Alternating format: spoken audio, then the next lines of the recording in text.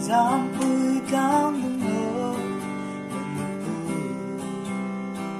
Rengun po zali kan tuange O zoram min hilbik suam te Dong tangin zoram kan ngai vong ho Vong người bia thui ngan bang lo mo Dần nhìn silong cao thốt khắp đi em thôi Nhìn zoram mang người bia te lên nào Palo si ngay zo Lúa lưng du dùng tê Cần nắm nghe ya nhìn lên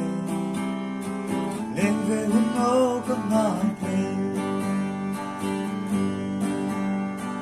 Vì là ngàn dông lên Là e Là mong lưu lết cần ngô mê